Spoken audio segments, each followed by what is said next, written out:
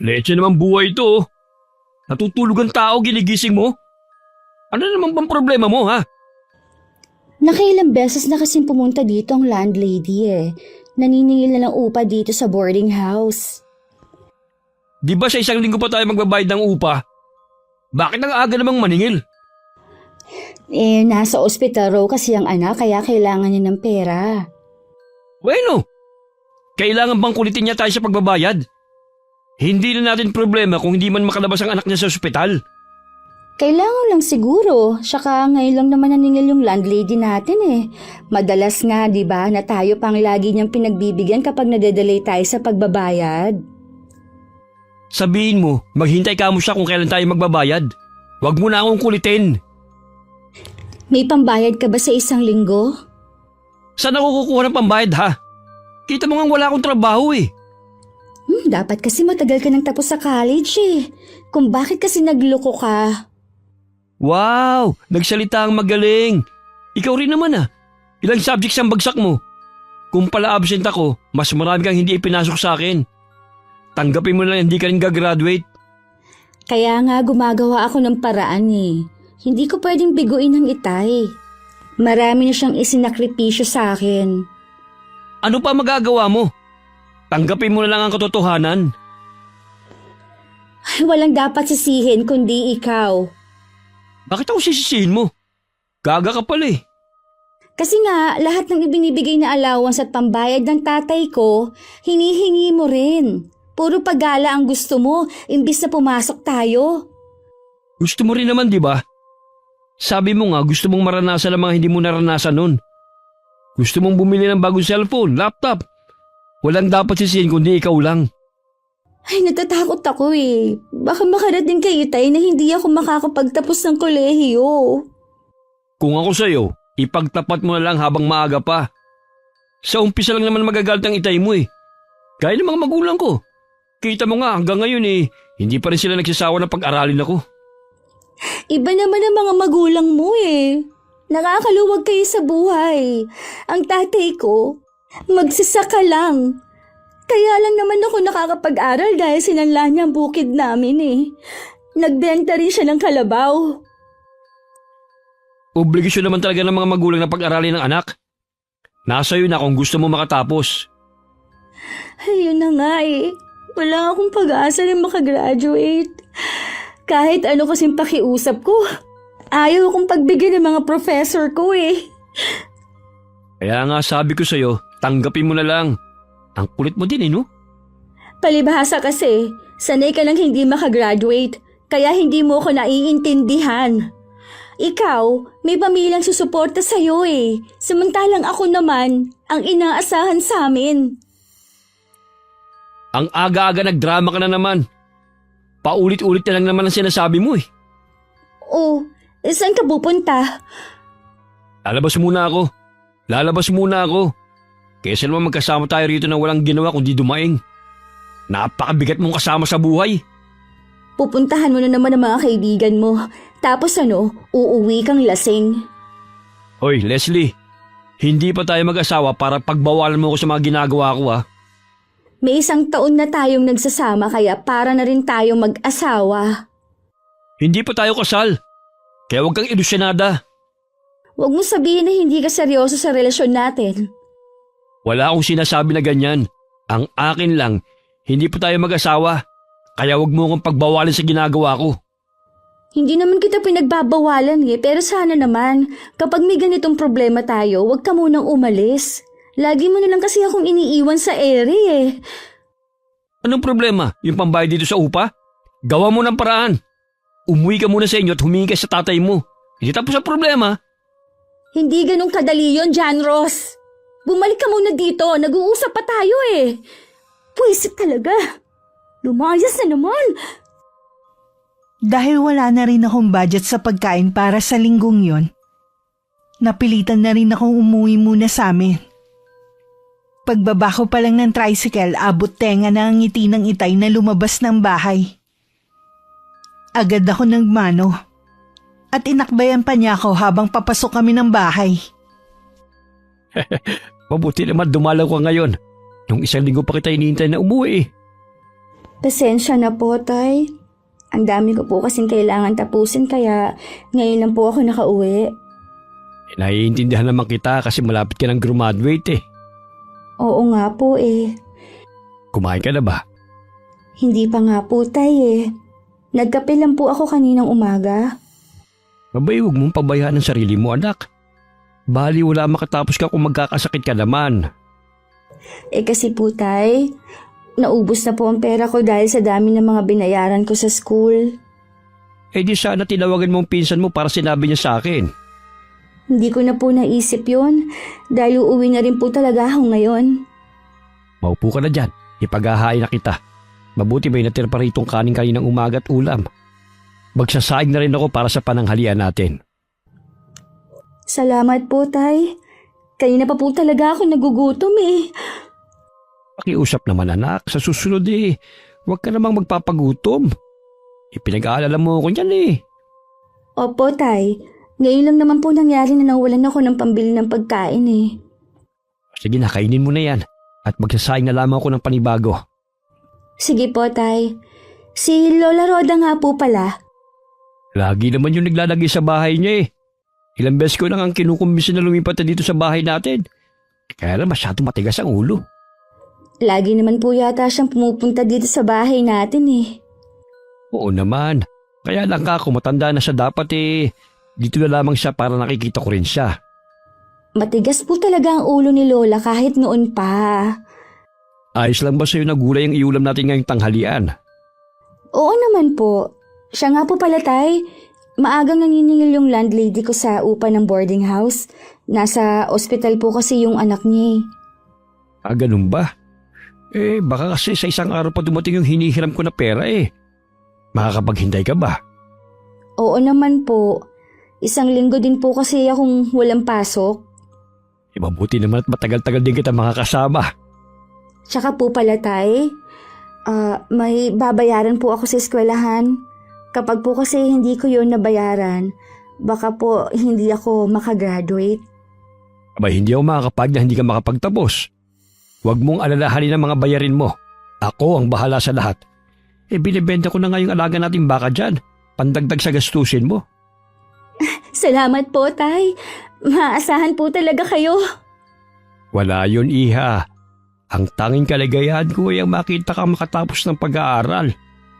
Alam mo naman na grade 6 lang ang natapos ko. Eh kaya gusto kong ikaw ang umabot ng mga pangarap ko na hindi ko nagawa noon. Huwag po kayong mag-alala, Tay. Isipin niyo na lang po na natupad na ang pangarap niyo. Alam mo ba anak, iniisip ng iba nating kamag-anak na masyado tayong ambisyoso. Wala silang bilib na makakatapos ka. Hindi nila alam, ilang buwan na lamang iaakit ka na ng entablado na bitbit ng diploma. Huwag niyo lang po pansinin ang mga sinasabi nila. Ang importante po, wala tayong inaapakan tao. Tama ka dyan anak. Ah, teka lang ha. Maiwan na muna kita rito. Kukuha lamang ako ng buko dito sa likod nitong bahay. Alam ko isa yun sa namimiss mo eh.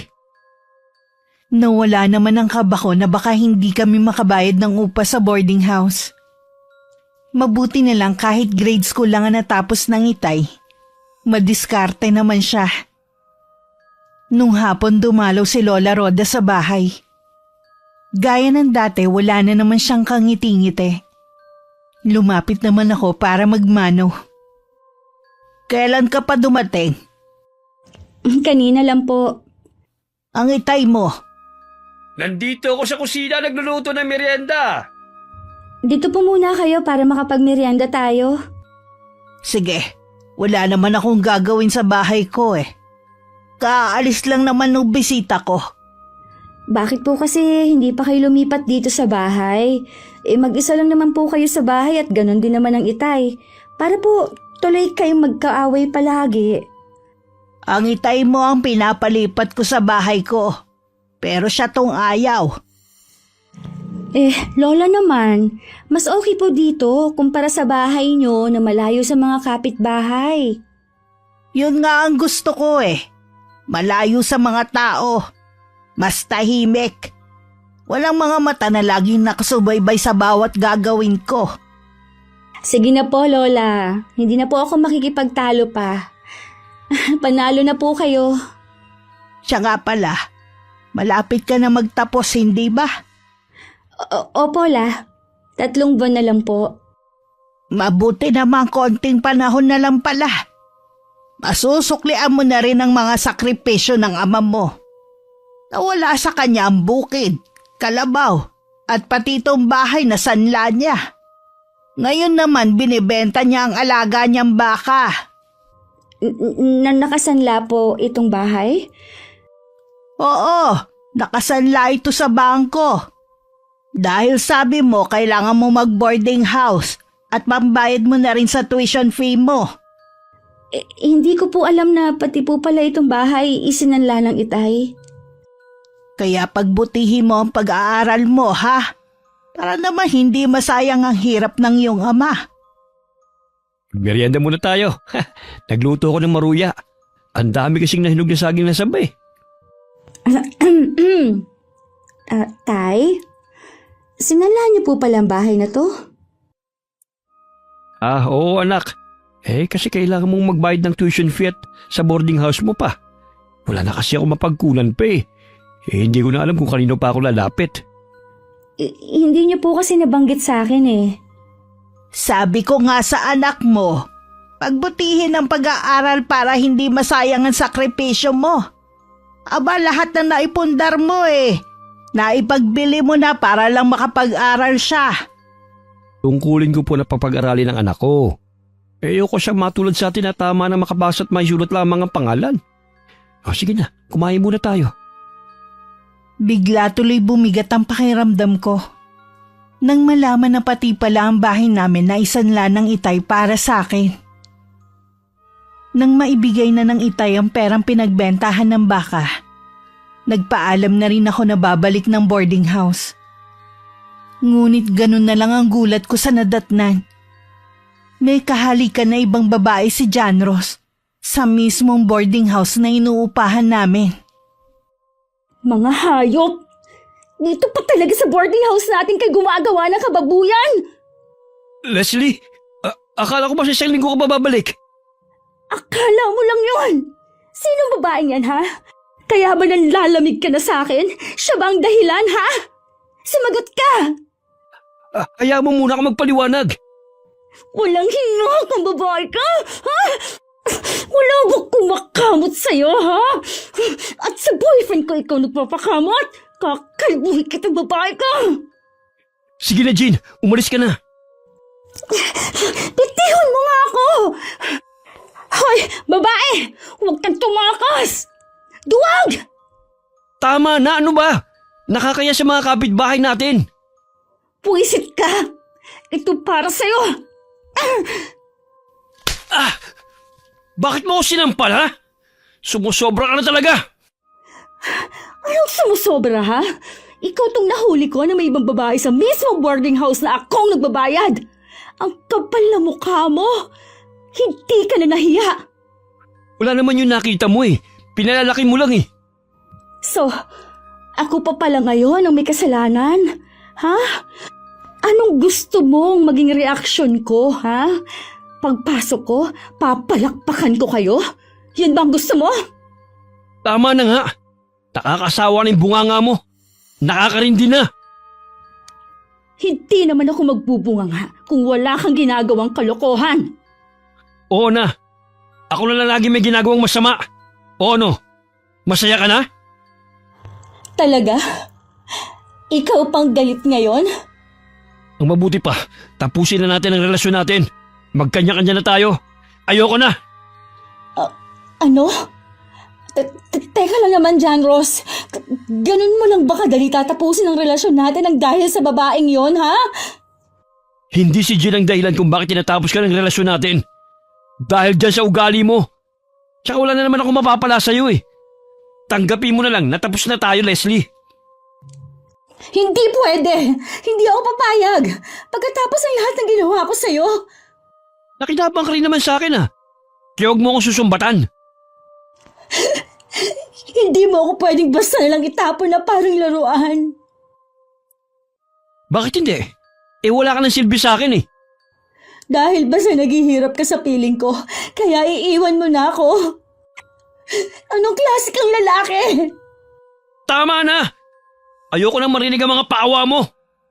Una ang pasya ko. Tapos na tayo. Dahil sa'yo, kaya hindi ako makakagraduate. Nawala ang lahat kayo, Tay. Tapos ito lang pala mapapala ko sa'yo. Huwag mong isisi sa akin ang katangahan mo. Hindi mo ba ako minahal? Bakit ganyan mo ako pagsalitaan? Gusto mo ba talagang lalong masaktan, ha? Gusto ko lang malaman ng totoo. Minsan naisip ko kung bakit ka nag-college eh. Ang hina naman ang utak mo. Anong ginagawa mo? Kukunin ko na yung mga damit ko. Bahala ka na sa buhay mo. Huwag mo naman akong iwan. Please, John Ross, pag-usapan natin to. Wala na tayong dapat pag-usapan pa. Tumabi ka dyan! Sabi ng tumabi ka eh! Hindi. Hindi ako aalis dito sa pinto. Sinabi nang umalis ka dyan! Gusto mo pa talaga nasasaktan eh! John Ross! Bumalik ka! Huwag mo akong iwan! Kahit anong tawag at pagmamakaawa ko, hindi ko na rin napigilan na umalis si John Ross. Hinagod ko pa ang braso ko na nasaktan nang itulak niya ako nang humarang ako sa pinto. Isang linggo rin akong nagmukmuk sa boarding house hanggang makaramdam ako ng pagkahilo at pagsusuka. Bigla akong kinutuban, lalo't hindi pa ako dinadatnan. Nakumpirma lang ang hinala ko na magpatingin ako sa doktor. Anong ginagawa mo rito? Bakit ka pumunta rito sa bahay namin? Tinatawagan kasi kita ayaw mong sagutin. Hindi mo rin binabasa ang mga chat ko sa'yo, kaya napilitan akong pumunta dito. Sinabi ko naman sa'yo, huwag na huwag kang pupunta rito. Ano ba kasing kailangan mo? May importante kasi akong sasabihin sa'yo. Bilisan mo nang sabihin. Baka mami makita ka pa ng mama ko nakausap ka. Buntis ako, John Ross. Kailangan mo akong panagutan. Ano? Buntis ka? Sigurado ka ba? Oo, nagpa-check up ako kanina. Ito ang papel. Tingnan mo ang resulta para maniwala ka. Hindi maaari ito. Kailangan gumawa ka ng paraan para mawala yan. Sisirain lang yan ang buhay ko. Pagkatapos mong malaman na buntis ako, yan pang sasabihin mo. Imbis na matuwa ka dahil sa wakas magiging ama ka na. Paano ako matutuwa? Baka tuloy na ako itakwil ang mga magulang ko pag nalaman na nabuntis kita.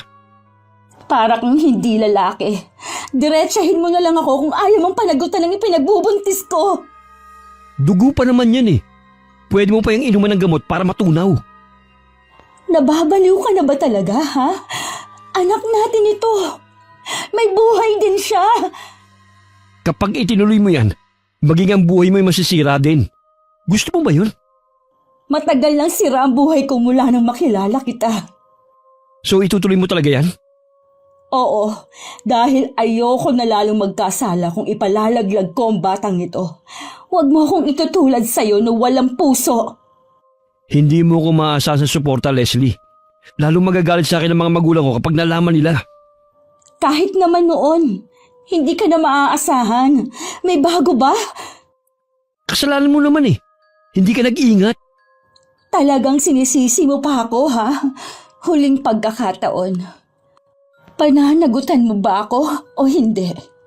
Dahil kapag hindi mo ako pinanagutan, kahit kailan, hindi kita ipakikilala sa anak ko. Patawarin mo ako, Leslie. Umalis ka na. Wala kang maaasahan sa akin. Kung tutuusin, kaya mo naman kaming panagutan dahil may kaya kayo. Ayaw nga ng mga magulang ko sa'yo eh. Hindi nila tatanggapin na magkakagusto ko sa isang pobre. Ganon. Kung mag-eskandalo kaya ako dito at sabihin kong binuntis mo ko. Huwag mo akong subukan, Leslie.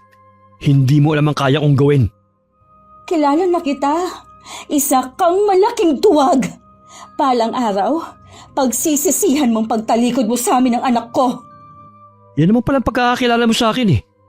Ba't hindi ka pa umalis? Sige na, umalis ka na rito. Nilisan ko ang lugar na yun na basang-basa ng luha ang mukha ko. Pag-uwi sa boarding house, wala akong ginawa kundi ang magmukmuk at umiyak. Samantala, pinuntahan ni Lola Roda ang itay dahil meron siyang nabalitaan tungkol sa akin. Melo, may nakarating sa aking balita na may nobyo raw si Leslie at matagal na raw hindi pumapasok sa eskwelahan. Kanino nyo naman nalaman ang bagay na yan? Hindi na importante kung kanino o kung sino ang nagsabi sa akin noon. Dapat inaalam mo rin kung totoo ba. Nay, may tiwala ako sa anak ko. Hindi niya magagawang lukuhin ako. Sinungaling na tao yung nagchismis nun sa inyo. Marahil laingit lang dahil malapit na matapos ang kolehiyo si Leslie. Kaya ginagawa ng kwento. May tiwala naman ako sa anak mo. Kaya lang, mula nang pumasok siya sa kolehiyo, ni minsan hindi mo man lang siya dinalaw sa boarding house niya. Eh lagi naman kasi siyang wala eh. Tsaka, minsan naman umuwi siya rito sa bahay eh. Mula nang mamatay ang asawa mo sa sakit, ibinuhos mo na ang buong panahon sa anak mo. Lahat ibinigay mo sa kanya. Kasi hodang mawala lahat ng naipundar mo. Ayoko lang naman na masaktan ka sa huli, anak. Hindi po yan mangyayari. Si Leslie ang mag-aakit ng karangalan sa bahay na ito. Siya ang tutupad sa pangarap ko na magkaroon ng diploma. Kaya lagi kong dasal na sana makapagtapos na siya. Ang dami mo na kasing isinakripisyo eh. Imbes na may sarili kang sakahan, ibinenta mo. Nakikisaka ka na lang tuloy. Hindi ganun kadaling magpundar lalo na sa panahon ngayon. Hindi po ako nagsisisinay sa mga naging desisyon ko. Makakabawi pa naman kami ng anak ko balang araw. Siyempre kasama kayo ron. Matanda na rin naman ako eh. Kontento na ako kung anong meron ako. Eh, yun lang po ba ang pinunta nyo rito? Gusto ko rin makipagkwentuhan sa'yo. Nakakaramdam din pala kayo ng pagkailip sa bahay nyo. Sabi ko naman sa inyo eh, lumipad na kayo rito eh. Alam mo naman na hindi ko pwedeng iwan ang bahay ko. Lalo na ang mga alaga ko.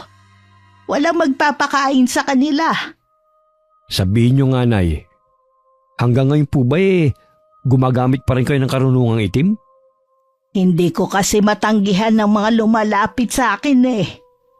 Nay naman, di ba nangako kayong titigilan nyo na yan? Paano kung may makaalam ng mga taga rito? Baka kung anong gawin nila sa inyo.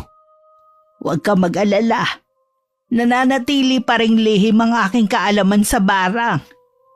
Kaya nga mas pinili kong manatili sa bahay ko na walang mga kapitbahay. At isa pa, ang alam ng mga taga rito. Isa akong manghihilot kaya hindi sila magtataka kung sakaling may mga taong nagpupunta sa bahay ko. Kahit na, Nay, hindi ba kayo natatakot sa karma? Balang araw mapaparusahan kayo sa ginagawa nyo eh. Wala na akong kinakatakutan, Pamelo. Matagal ko nang pinaghandaan ng bagay na yan. Sana naman po, Nay huwag nyo nang banggitin ang tungkol sa bagay na yan kay Leslie. Wala naman talaga akong balak sabihin eh. Tsaka, pansin ko ilagang anak mo sa akin. Paano po nasusungitan sa inyo yung bata? Sa tingin ko iba ang dahilan ng anak mo. Ano naman po sa tingin yung dahilan niya? Basta, alam kong may iba siyang dahilan. Kayo talaga, Nay, kung ano-anong iniisip niyo tungkol kay Leslie. Dito na po pala kayo magtanghalian para may kasalo naman ako. Namumugto na ang mga mata ko pero wala pa rin akong tigil sa pag-iyak. Sumasakit na rin ang ulo ko sa kakaisip sa problemang kinakaharap ko. Isang hapon hindi ko inaasahan ang pagdalaw ng itay. Na nun lang niya ginawa. Tay, ano pong ginagawa niyo dito? May pinuntahan kasi akong kakilala na malapit dito. Kaya naisipan ko na rin dumaan. Ang laki rin pala ng boarding house mo. Buti po natuntun niyo itong tinitirahan ko. Nagtanong-tanong lang ako. Buti marami ang nakakakilala sa'yo rito. Sa tagal ko ba naman dito hindi pa ba nila ako makikilala? May gusto po ba kayong inumin o kainin? Bibili po ako sa may tindahan. Huwag ka na mag-abala. Kahit tubig na lang. Napakainit sa labas eh. Sige po, pasensya na tayo ha. Hindi nga lang ito malamig. Ay, ayos lang yun anak. Hindi naman ako sanay sa malamig na tubig eh. Teka, pumasok ka ba sa eskwelahan ngayon? Opo, tay. Halos kararating ko nga lang din po Buti pala inabutan kita. Ang dami mo palang gamit dito, no? Halos kumpleto na. Yung iba po dyan mga regalo lang ng mga kaibigan. Bala ko na nga po na ibenta ang iba dyan Sabagay nga. Hindi mo naman yan magagamit sa bahay kapag umuwi ka na. Sa totoo lang anak, excited na ako sa pagtatapos mo. Ganon din po ako, tay. May kumakalat kang chismis sa atin eh. Ano naman pong chismis tungkol sa akin? Mga tao talaga sa atin, kaya ayokong umuwi dun Meron ko na raw nobyo at hindi ka naman talaga napasok sa eskwelahan. Magtatapos na nga ako Kung ano-ano pa rin ang sinasabi nila. Palibasa kasi mga inggit. Hindi pa mabulok ang dila ng taong nagsabi nun. Tako huwag mo na lamang silang pansinin pa. Titigil din sila, oras na makapagtapos ka. Tulungan mo pala ako anak na mamili ng isushoot ko sa graduation mo ha. Gusto ko maporma ako sa araw ng pagkatapos mo Oo naman po. Matagal pa naman po makakapaghanda pa kayo. Alam mo, kung totoo naman na may nobyo ka nga, gaya ng sinasabi ng iba, ay hindi naman ako magagalit. Ang mahalaga sa akin hindi siya naging hadlang para makapagtapos ka. At saka gusto kong makilala rin siya. Wala po akong boyfriend. Hindi po yon ang priority ko. O paano? Baka kasi gabihin pa ako sa daan Tsaka magpahinga ka na rin. Alam kong pagod ka sa pag-aaral mo Mag-iingat po kayo sa pag-uwi ninyo. Titignan ko po kung makauwi ako sa atin sa susunod na linggo. 1 buwan pa bago ako nagpasya na umuwi sa amin. Wala na rin kasi akong pang-upa. Bago yun, ibinenta ko muna ang mga gamit ko. Wala na rin kasi akong pera. Hindi ko alam kung dahil lang buntis ako. Ang dami ko kasing gustong kainin. Kahit gusto kong magtipid, hindi ko naman mapigilang bilhin ng mga gusto ko. Pag-uwi sa amin, masaya akong sinalubong ng itay. Kinuha pa niya ang iba kong gamit sa tricycle. Dinala mo na yata ang lahat ng gamit mo rito sa bahay. Ang totoo po niyan, hindi na po ako babalik sa boarding house. Hindi kaya mahirapan ka naman sa pagbiyahe mo papasok sa eskwelahan? Hindi naman po, tay. Ang totoo niyan, pwede na po akong hindi pumasok. Practice na lang naman po para sa graduation ang gagawin namin. Oo nga pala, 1 buwan na lang gagraduate ka na. Opo, tay. Sa wakas anak, nagbunga na rin ang paghihirap natin at mga sakripisyo. Oo nga po. Dumating ka na pala, apo. Kararating ko nga lang po Mano Pola? Di lang po dumadalaw si Leslie sa atin. Dito na po siya titira. Talaga ba? Paano ang pag-aaral mo? Nagpa-practice na lang po kami kaya ayos lang po kung hindi na kami pumasok. Teka lang, parang may kakaiba yata sa'yo Mukhang tumaba ka rin kumpara nung huling uwi mo rito. Malakas lang po akong kumain ngayon kaya tumaba ako. Tay, Lola, magpapahinga lang po ako sa kwarto ko. O sige iha, tatawagin na lang kita kapag kakain na tayo. Kailan ba ang graduation ng anak mo, Melo? Sa 1 buwan na po, Nay. Kakaiba ang kinikilos ng anak mo Kausapin mo siya. Dahil nararamdaman kong meron siyang pinagdadaanan ngayon. Wala naman po akong napansin na kakaiba sa kanya. Maliban po sa parang matamlay siya. Wala namang masama kung kakausapin mo ang anak mo. Baka mahuli ang lahat. Sige po, Nay. Kakausapin ko siya sa ibang araw. Hayaan na lang po natin magpahinga ang bata. Bakit nga po pala kayo nandito? Nakausap ko kasi yung pinagsanlaan mo ng bukid. Ano nga pala ang plano mo? Lumalaki na kasi ang tubo nun. Nag-aalala ko na baka hindi mo na matubos yun. Ang totoo po niyan bala ko nang ipagbili sa kanya yung bukirin na yun. Hihingi na lamang ako ng dagdag na bayad.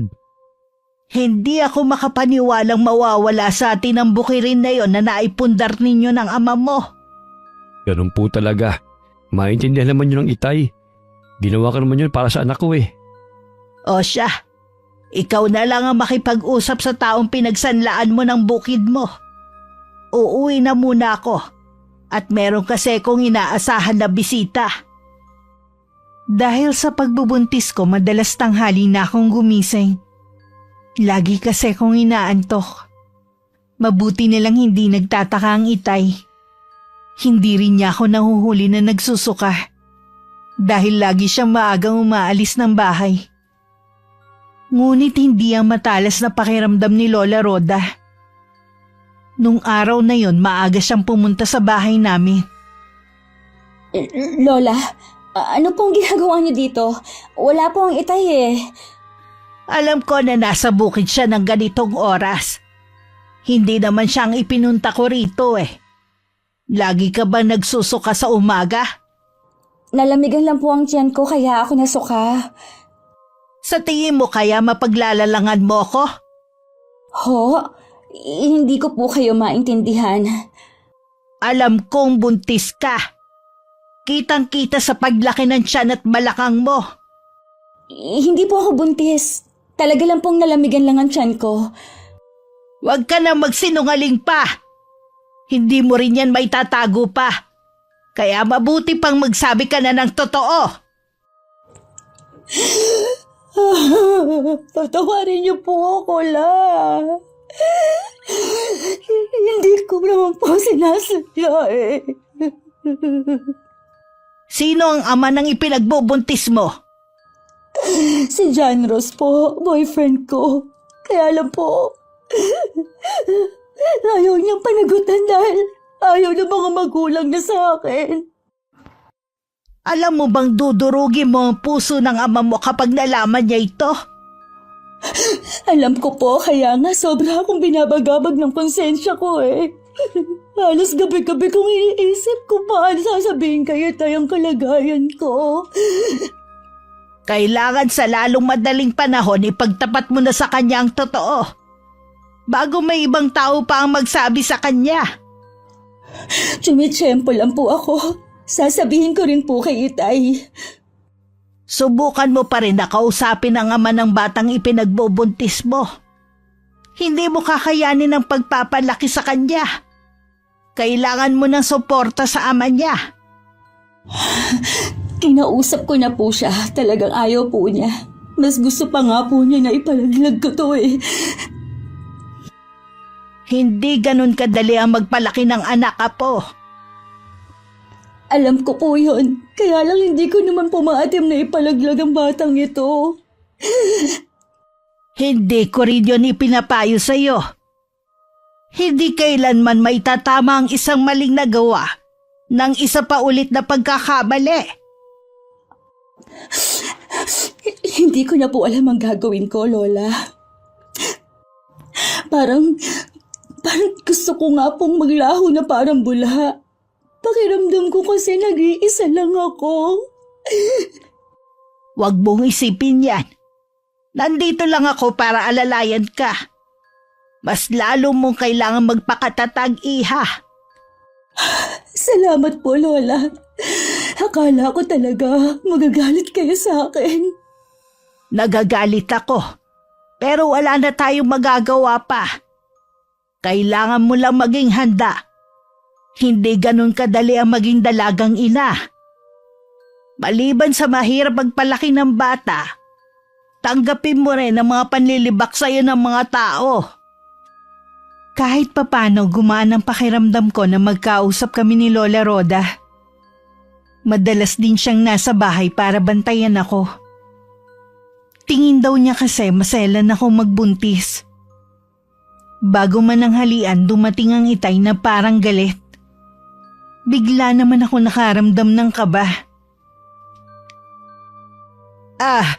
May problema ba, Melo? Meron, Nay. Matagal na pala tayong niloloko ng anak ko. Tay, Bakit, Leslie? Paano mo ito nagawa sa amin? Sa akin na ama mo, Alam mo na ba ang tungkol sa... na matagal nang hindi pumapasok sa eskwelahan ng apo nyo? Ano? Hindi ka na pumapasok? Kung ganun saan mo dinadala ang perang ibinibigay sa'yo ng itay mo? Tay, kanino niyo po nalaman ang bagay na yan? Kanino ba ka mo? Sa mismong kaklase mo na si Angeline. Anak siya ng pinagsanaan ng bukid natin. Dahil sabi mo, pambabayad sa tuition mo. Tay, hayaan niyo po akong magpaliwanag. Oo. At hindi lamang yan ang gusto kong marinig sa'yo. Totoo bang sinasabi ni Angeline? Matagal ka nang hindi pumapasok? Sumagot ka! Opo, Tay. May mga subject kasi akong bagsak, kaya hindi ako makapag-enroll. Saan mo dinala ang perang ibinigay ko sa'yo? Patawarin niyo po ako, Tay. Nagastos ko po sa ibang bagay. Alam mo ba ang pagtitiis ko para lang maibigay sa'yo mga pangangailangan mo? Kulang na lang 1 lakong kaluluwa ko para sa'yo. Tapos ito lang ang malalaman ko. Hindi ko naman po sinasadya. Patawarin niyo po ako, Tay. Bakit mo ito nagawa sa akin? Kung alam mo na kung paano kita ipagmalaki sa ibang tao. Kahit anong masasakit na salita at insultong ibinabato nila sa akin, tinatanggap ko basta't mapagtapos lamang kita.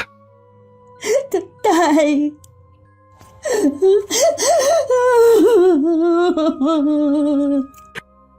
Melo, saan ka pupunta?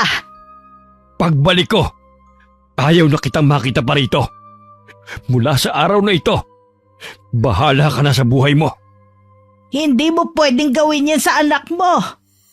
Pagkatapos ng mga panluloko niya sa atin, mas gugustuhin ka pang mawala ng anak kaysa makasama ang manlulokong yan. Melo, higit na kailangan tayo ng anak mo dahil sa kalagayan niya. Buntis si Leslie. Ano, Nay? Buntis?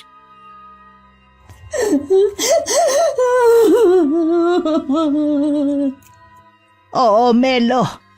Maselan din magbuntis ang anak mo. Sino ang ama ng pinagbubuntis mo? Bakit hindi mo siya pinapakilala sa amin ng lola mo? Hindi po niya gustong panagutan ng batang dinadala ko, Tay. Talaga bang puro na lang kahihiyan ang ibibigay mo sa akin, ha? Tay, hindi ko naman po ginusto ang mga nangyari. Anong hindi mo ginusto, ha? Kung ginamit mo sana yung utak mo, hindi mangyayari sa'yo yan. Kung inisip mo sana ang mga sakripisyo ko, puro pag-aaral lang sana ang atupagin mo at hindi ang paglalandi. Huminahon ka, Melo. Pulang-pula ka na sa galit. Baka mamaya mapano ka pa. Tatanggapin pa rin kita sa pamamahay ko. Alang-alang sa pagbubuntis mo. Pero tapos na ang pagiging ama ko sa'yo. Melo, saan ka pupunta? Melo! Tay! Lola ang itay! Hindi ako makahinga. Tumawag ka ng tulong! Dalian mo! Opo, Lola. Isinugod namin sa ospital ng araw na yun ng itay. Tinulungan kami ng mga bababait naming kapitbahay. Inatake sa puso ang itay. Mabuti na lamang naagapan. Kasalukuyan pa siyang inoobserbahan ng mga doktor.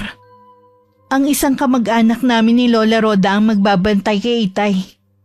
Dahil hindi ako pwedeng magtagal sa ospital dahil sa kalagayan ko. Ganon din si Lola. Walang dapat sisihin dito kundi ako. Tama lang na itakwil ako bilang anak. Wala na tayong magagawa, nangyari na. Ipagdasal na lang natin ang agarang paggaling ng ama mo. Gusto kong bantayan ang itay. Kahit dun man lang makabawi ako sa kanya. Huwag na sanang matigas ang ulo mo. Alam mong bawal magbantay ang buntis ng pasyente. Naroon naman ang pinsan mo. Alam niyo po ba na may sakit sa puso ang itay?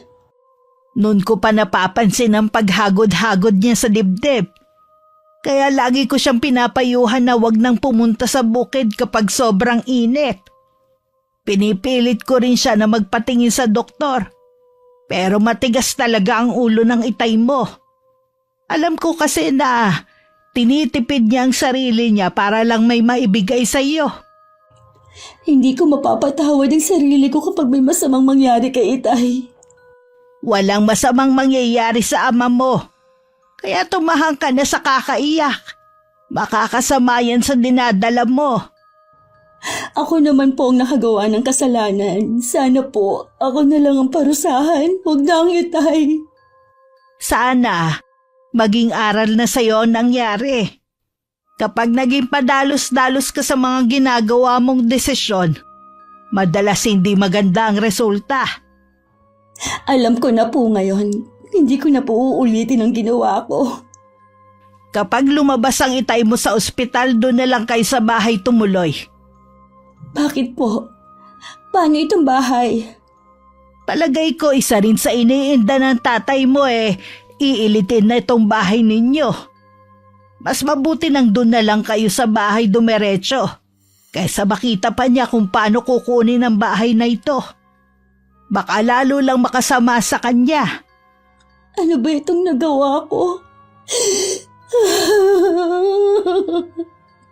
Kaya hindi mo rin masisisi ang itay mo. Lahat nawala sa inyo. Tapos hindi naman ako nagtapos. Saan mo ba kasi dinala ang perang ibinibigay sa'yo ng ama mo?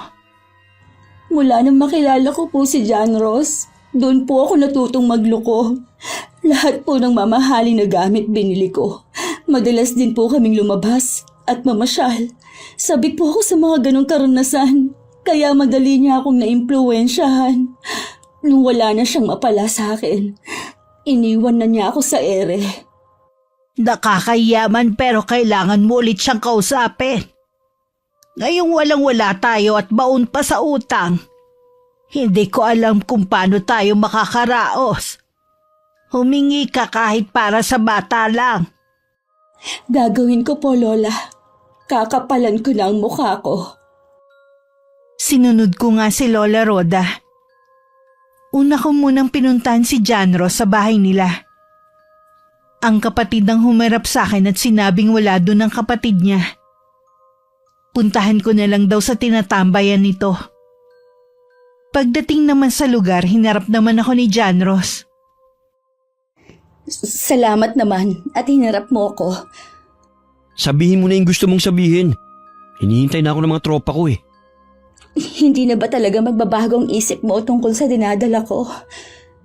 Yan lang ba pinunta mo rito? John Ross, nasa ospital ang Itay. Baon din kami sa utang. Ang inaalala ko lang naman yung magiging anak natin. Walang-wala din ako Nagmamakaawa naman ako sa'yo Tulungan mo naman ako. May pinagsamahan naman tayo, di ba? Ayaw mo kasi sa suhestyon ko Malit pa yan. Kaya pa yung matanggal. May buhay na ang sanggol na nasa sinapupunan ko.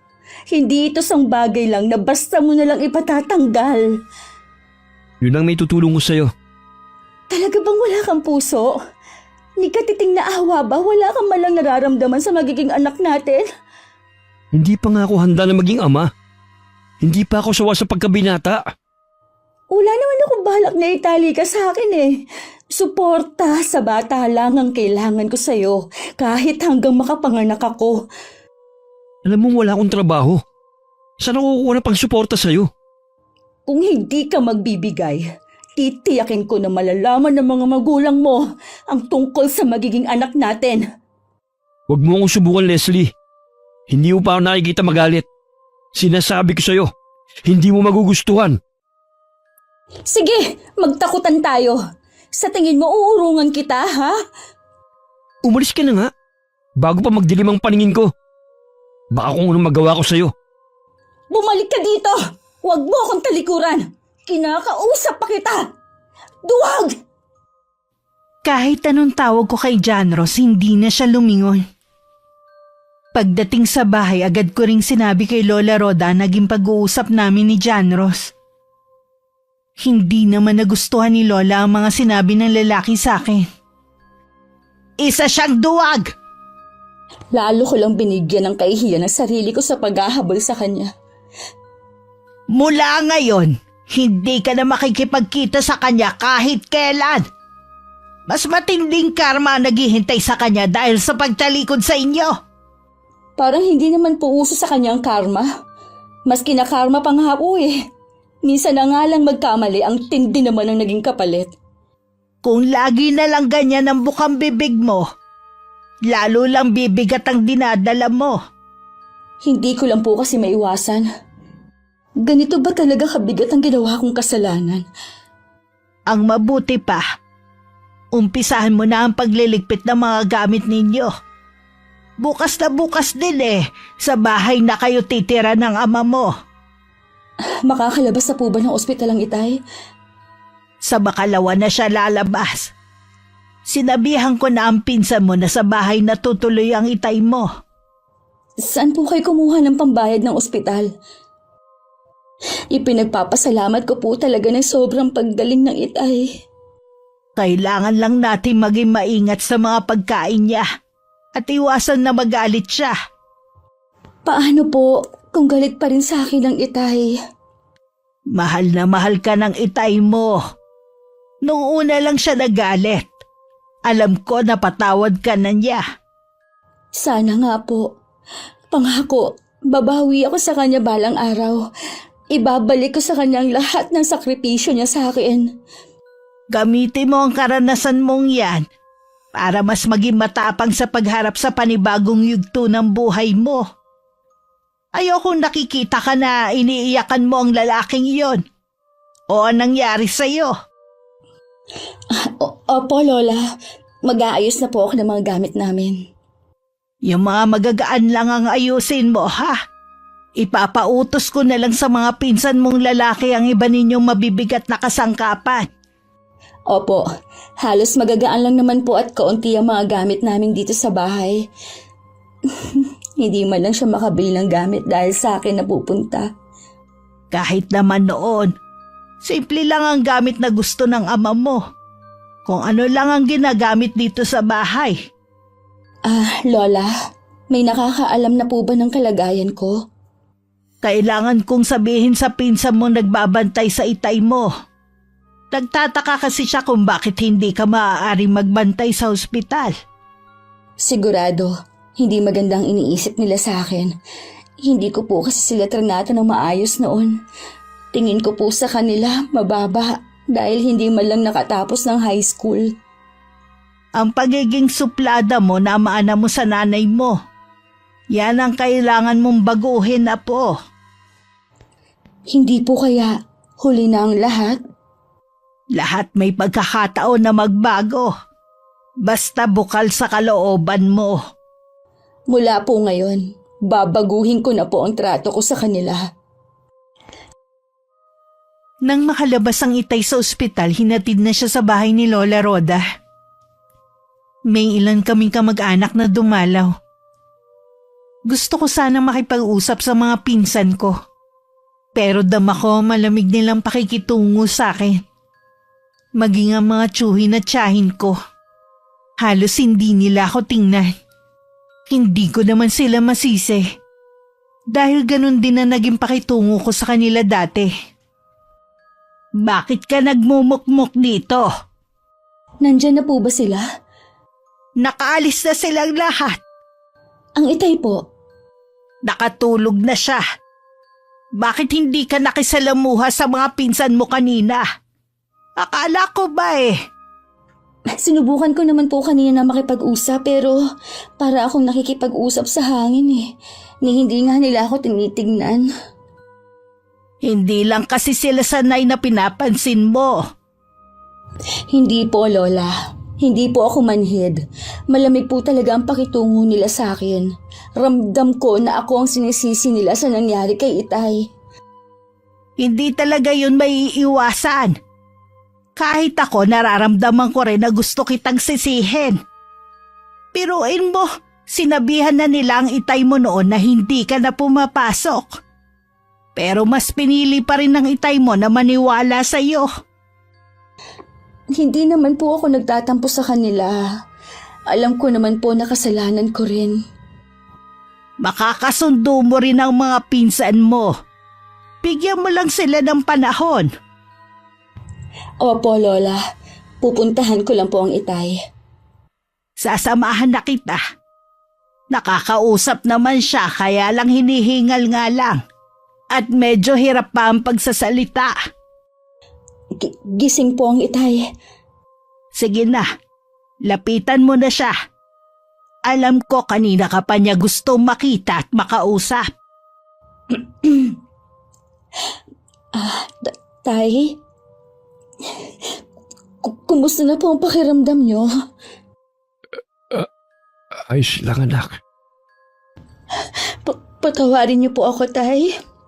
Kung alam niyo lang ang takot ko na baka mawala na rin kayo sa akin katulad ng inay. Pinatawad na kita, anak. Ingatan mo ang sarili mo, ha? Para sa apo ko. Opo. Sige na po, Tay. Magpahinga pa kayo. Babantayan ko po kayo. Magpapahinga na rin talaga ako.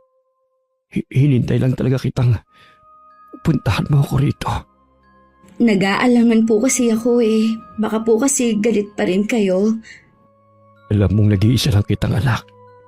Ikaw na lamang ang tanging alaala ng nanay mo sa akin. Hindi ko magagawang magalit sa iyo ng matagal.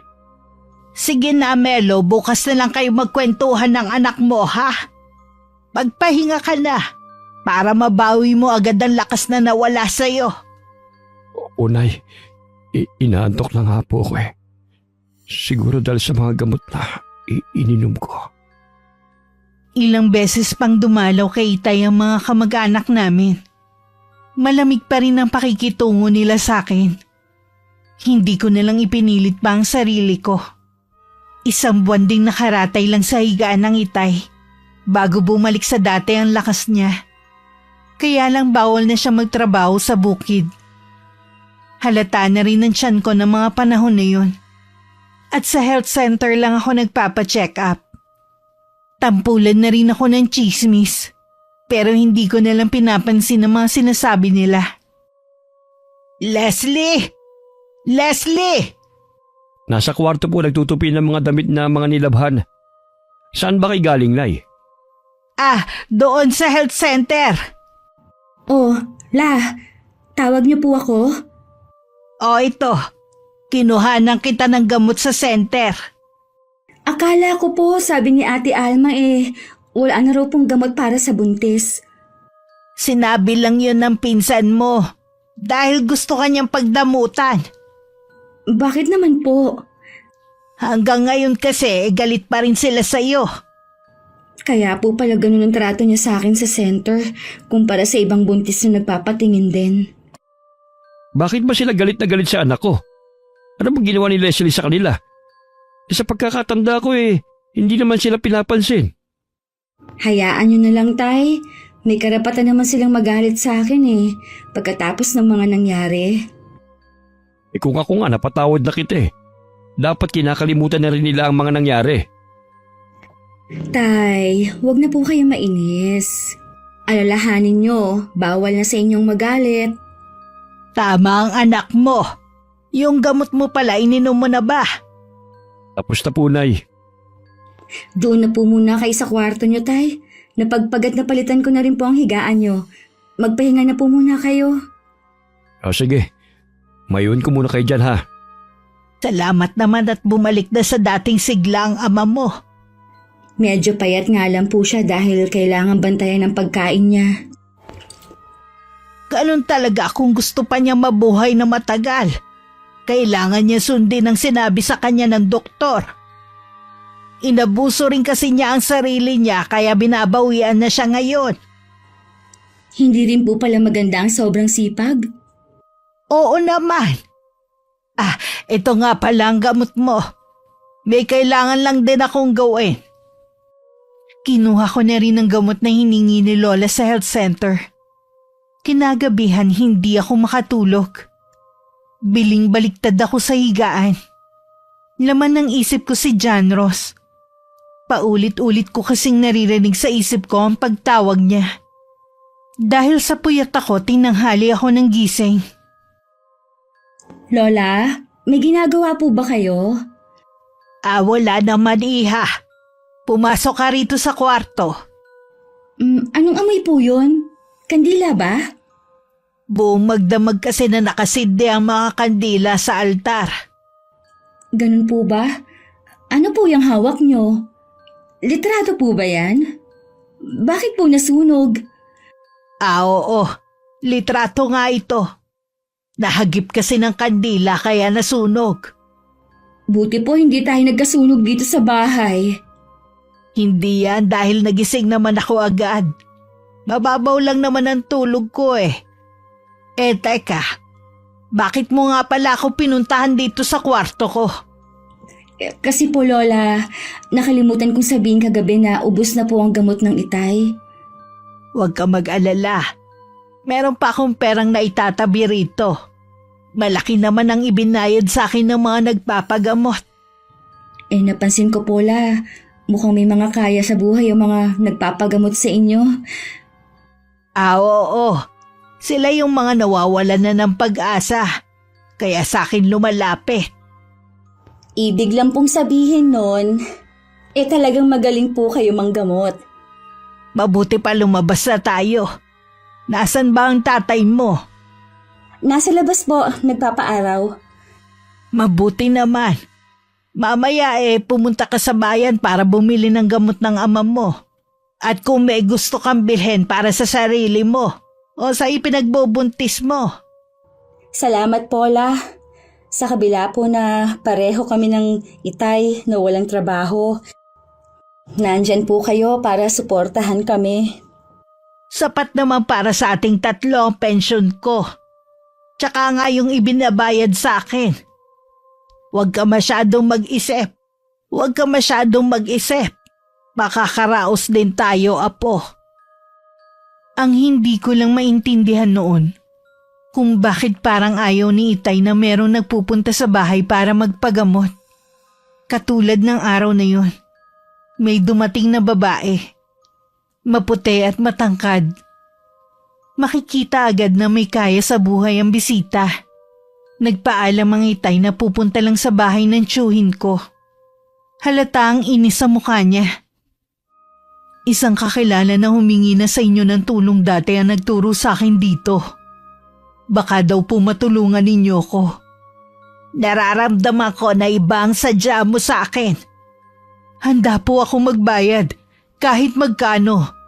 Basta matulungan niyo lang po ako sa problema ko sa anak ko. Ano bang problema ng anak mo? Hindi po kasi siya mapagaling na mga doktor na tumingin sa kanya eh. Lalo pa nga pong lumalala ang kalagayan niya hanggang sa merong magsabi sa akin na baka binabarang ang anak ko. Pinayuhan pa kami na tigilan na namin ang pagpapadala sa anak namin sa doktor. Lalo lang daw kasing pinapalala nito ang kalagayan niya. Kaya lang ang asawa ko kasi hindi naniniwala sa barang eh. Paano mo naman natitiyak na binabarang nga ang anak mo? Namaga po ang mukha niya hanggang sa magkaroon yun ng nana. May lumalabas pong mga uod dun. Hindi lang yun, may alupihan na lumalabas sa tenga ng anak ko. Ilang beses na namin napatay ang alupihan na yun. Pero paulit-ulit pa rin na lumalabas dun. Para bang pinamamahayan na ng insekto ang loob ng katawan niya. Walang duda na may bumabara nga sa anak mo. Matindi ang galit ng gumawa nito sa kanya. Tila gusto mo na siyang pahirapan bago malagutan ng hininga. Sana sinama mo siya rito. Hindi na po niya kaya eh. Nabubulok na po kasi ang mga binti niya. Nagmistulang parang kahoy na matagal nang nababad sa tubig. Kung ganon wala nang manggagamot ang makakapagligtas sa anak mo. Kahit ang pinakamagaling na albularyo pa. Mula nang magkasakit si Jan, araw-araw pong dinudurog ang puso ko bilang ina. Ang maipapayo ko lang sa iyo, Humingi na lamang ng kapatawaran ng anak mo sa nagawa niya ng masama. Hindi lang daw niya alam kung kanino siya hihingi ng kapatawaran eh. Marami siguro siyang nagawa ng masama. Ano bang klaseng pagpapalaki ang ginawa niyo sa anak ninyo? Aminado po ako na hindi ako naging mabuting ina sa anak ko. Hindi ko siya tinuruan ng pakikipagkapwa-tao. Bago po siya magkasakit, meron siyang ipinagtapat sa akin. Meron daw siyang nabuntis na babae. Gusto daw sana niyang makabawi. Napag-isip-isip daw niya na mahal niya ang babaeng yun. Natakot lang daw siya sa amin ng kanyang ama na baka itakwil namin siya kapag nalaman namin na pumatol siya sa mahirap. May litrato ka ba ng anak mo? Baka sa pamamagitan nito malaman ko kung sino ang bumabarang sa kanya. Meron po akong dala. Ito po siya. Napakabata pa niya para mamatay. Hindi man lang siya mabigyan ng isa pang pagkakataon para maitama ang mga mali niyang nagawa. Oo nga. Masyado pa siyang bata. Pero pasensya na. Wala na akong magagawa pa. Masyadong mabagsik ang sumpang iginawad sa kanya.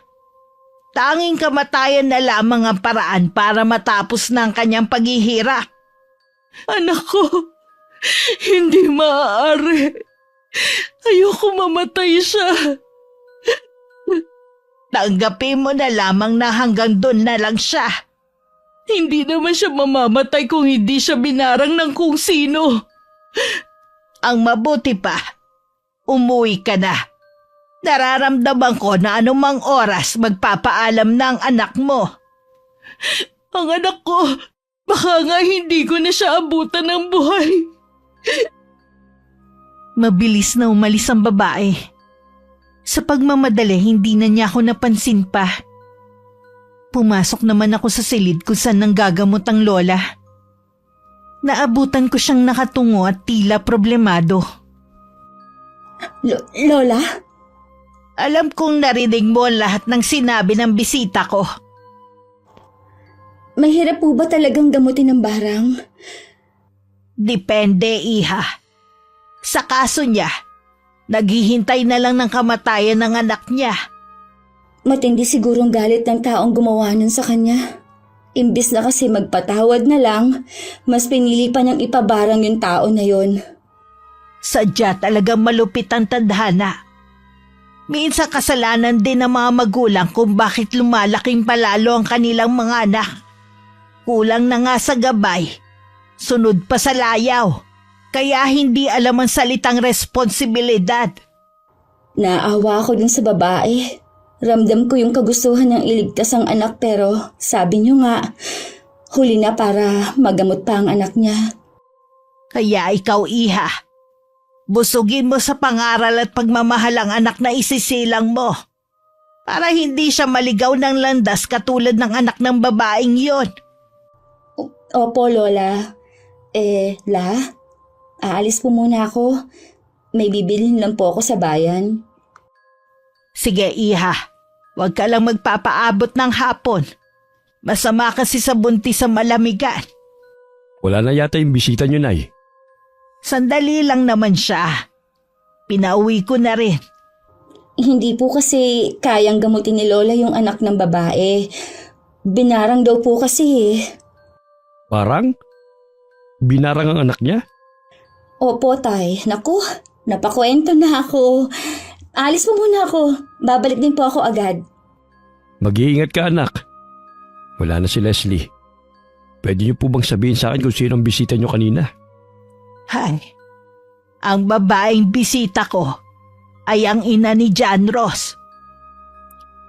John Ross?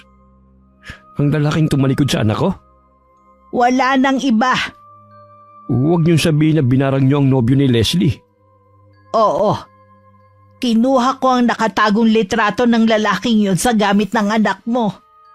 Yan ang ginamit ko para barangin ang lalaking yon. Ay naman, hindi niyo man lamang naisip ang mararamdaman ni Leslie kapag nalaman niya ang totoo? Nagpadala ako sa matinding galit ko. Ang lalaking yun ang punot dulo ng lahat ng nangyari sa atin. Mas gusto ko pa rin na ipasa Diyos na lang ang nangyari. Hindi nyo dapat inilagay sa kamay nyo ang paghihiganti. Alam ko. Nagsisisi na ako sa nagawa ko. Magsisiman kayo, huli na. Habang buhay ko itong dadalhin sa dibdib ko. Lalo't nagsisisi rin pala ang binata na yon. At gustong bumawi sa kanyang mag-ina. Sinabi yun mismo ng babae. Anong ginawa nyo, Nay? Inalisan nyo ng ama ang apo ko. Inalisan nyo siya ng karapatan na magkaroon ng buong pamilya. Patawarin ako ng Panginoon. Patawarin niyo ako ni Leslie. Matagal ko na po kayong pinagsasabi na itigil nyo na ang ginagawa nyo. Pero ayaw nyo makinig. Labis lang ako nabulag na matinding galit ko. Tuwing nakikita ko kasi si Leslie na umiiyak, parang dinodorog ang puso ko. Maging na magkasakit ka at mabaon lalo sa utang. Hindi po sapat na dahilan yun para barangin yung lalaking yun. Tatanggapin ko ang galit sa akin ng apo ko. Handa rin akong masunog sa impyerno dahil sa mga nagawa kong kasalanan. Kapansin-pansin ang pagiging tahimik ni Lola Rhoda. Madalas din siyang magkulong sa kwarto niya. Minsan kinatok ko siya pero pinagtabuyan lang niya ako. May sakit po ba ang lola? Hayaan na lang muna natin siya mapag-isa. Baka po kasi mapaano siya eh. Matanda na si lola. Ako na nagsasabi na walang sakit ang lola mo. Mas malusog pa siya kaysa sa akin. Hindi po kaya may problema ang lola? Maaari din. Hindi ko alam, anak. Tingin ko may kinalaman yung babaeng naging bisita niya nung isang araw kung bakit nagkukulong si lola sa kwarto niya. Huwag mo na lang intindihin ang lola mo. Alagaan mo na lang ang sarili mo at ang sanggol sa sinapupunan mo. Inaalagaan ko naman po ang anak ko. Minsan ba'y naiisip mo pa ang nobyo mo na nang iwan sa'yo? Hindi ko po maiwasan na lagi siyang isipin. Siya pa rin po ang ama ng anak ko. Lagi kong ipinagdarasal na sana magbago ng isip niya at hanapin niya ako. Kaya alam po, parang imposible na eh. Ilang beses akong nagmakaawa sa kanya dati pero mas gusto pa rin niyang ipalaglag ang anak namin. Wala akong hangad kundi ang kaligayahan mo, anak. Pero tingin ko, kailangan mo na siyang kalibutan. Pinipilit ko naman po kaya lang ang hirap po eh. Siya lang ang lalaking minahal ko. Masakit lang na gano'n niya kadaling itinapon ang pinagsamahan namin. Sadyang hindi kayong nakalaan para sa isa't isa. Siguro nga po dahil ilang buwan na akong naghihintay sa kanya pero hindi pa rin siya dumarating eh. Siguro nga po kailangan ko na ring sumuko. Tandaan mo lang, anak. Lagi lang ako nandito para sa inyo ng apo ko. Alam ko naman po yun. Siya nga po pala. Check up ko po pala bukas sa ospital sa bayan. Gusto mo bang samahan kita? Hindi na po. Sinabi ko lang po sa inyo dahil maaga akong aalis bukas. Kailangan ko po kasi para maaga ako sa pila. Baka tulog pa po kayo bukas. Mag-iingat ka sa biyahe mo. Panaka-naka pa naman ang ulan ngayon. Pasasamahan na lang kita sa isang mong pinsan. Huwag na po, Tay. Nakakaya naman namang aabala pa tayo. Kaya ko naman eh. Medyo malaki na kasi ang tiyan mo eh. Baka lang ka ako nahihirapan ka ng kumilos. Marami nga pong nagsasabi na malaki na ang tiyan ko. Pero maliksi naman po akong kumilos. Sige, sinabi mo eh. Dahil maaga ako nagpunta ng ospital, 10:00 pa lang tapos na ako sa pagpapacheck up. Habang pauwi, nakasalubong ko si Jean. Iiwas na sana ako nang humarang siya sa dadaanan ko. Ang labis na nagpagulat sa akin nang sabihin niyang patay na daw si John Ross. Dahil sa hindi malamang sakit.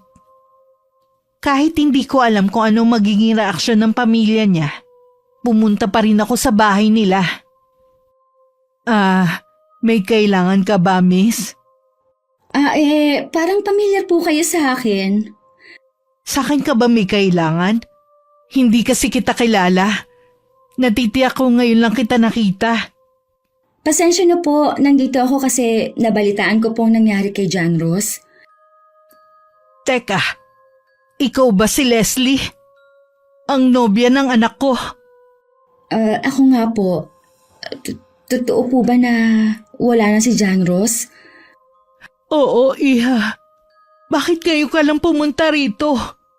Matagal na kitang hinihintay para sabihin ng huling habilin ng anak ko. Hindi ko po alam. Akala ko po wala na talaga akong halaga sa kanya. Kaya hindi ko na ulit siya pinuntahan. Pinagsisihan na niya ang ginawa niyang pagtalikod sa inyo. Balak niya kayong hanapin. Kaya lang nakaratay na siya sa higaan hanggang mamatay na siya. Hindi ko man lang siya nakausap sa huling sandali. Hindi ko man lang nasabi kung gaano ko siya kamahal. Hanggang sa huling sandali, pangalan mong binabanggit niya. Mahal na mahal ka rin ng anak ko. Kayo na magiging anak niyo. Sayang, hindi na siya makikilala ng anak ko. Iha, ang hiling ko lang sana, huwag mo ipagkait sa amin ng asawa ko ang apo namin. Hayaan mo maging bahagi kami ng buhay niyo. Tangi siya na lang kasi ang buhay na alaala ng anak namin. Hindi ko po ipagkakait sa inyo ang anak ko. Maraming salamat, Iha. Sandali lang ha, may kukunin lang ako.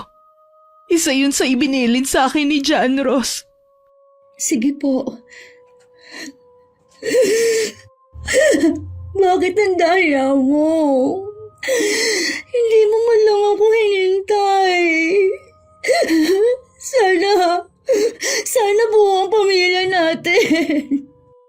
Iha, alam kong masakit sa iyo ang nangyari. Sa amin din. Habang buhay kami magluluksa sa pagkawala ni John Ross.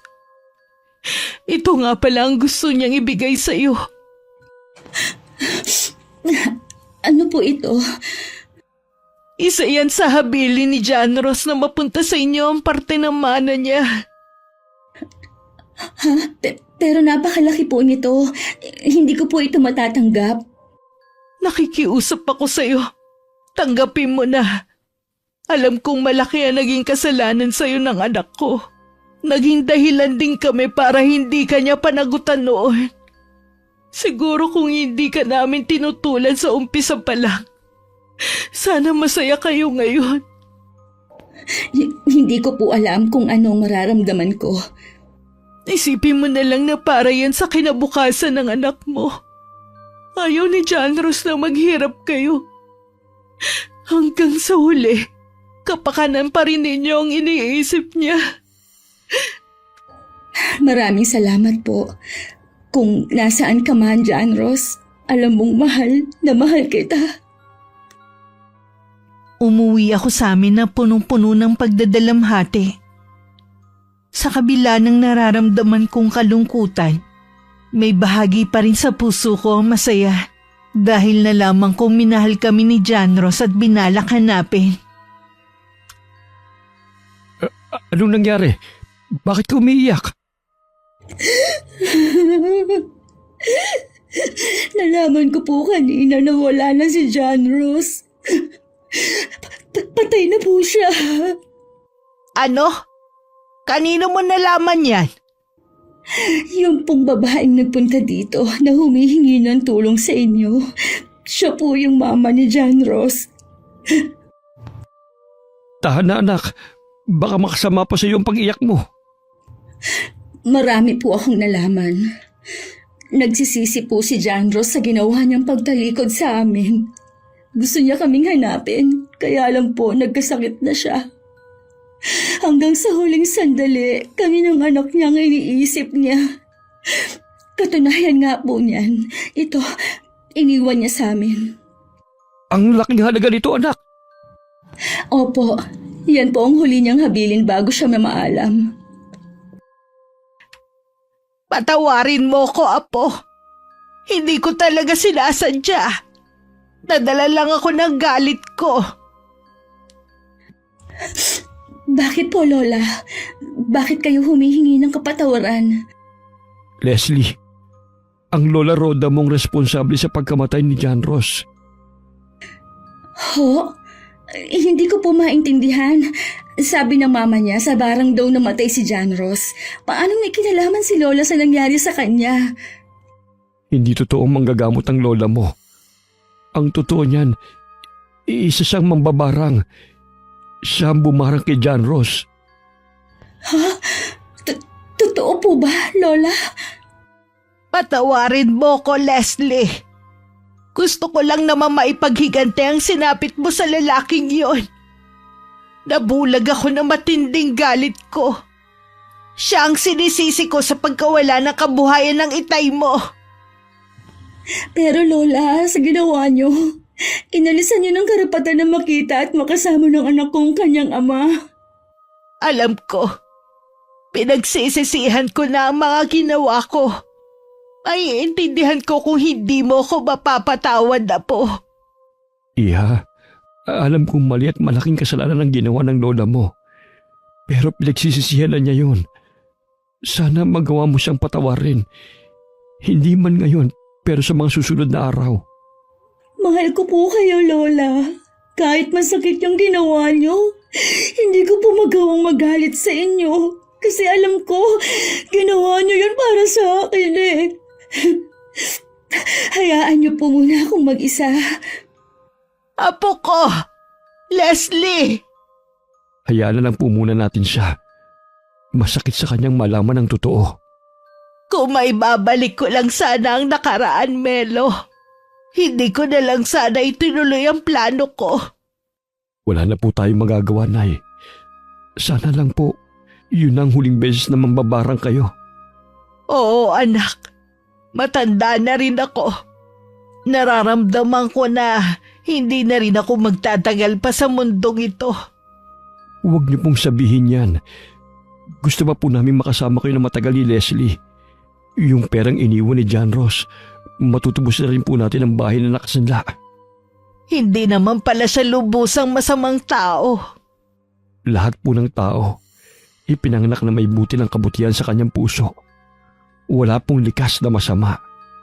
Kung nasan man ngayon si John Ross, sana mapatawad niya ako sa napakalaking kasalanan na nagawa ko sa kanya.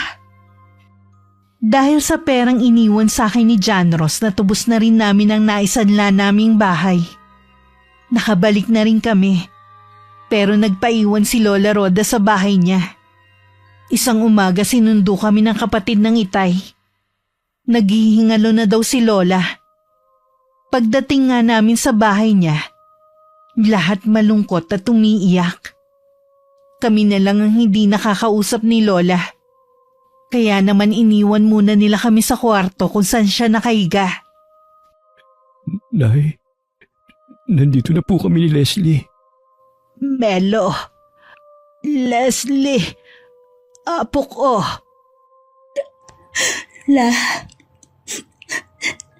Hindi pa po kami handa na pakawalan ka. Pagod na ako, apo. Isang biyayang umabot pa ako sa ganitong edad.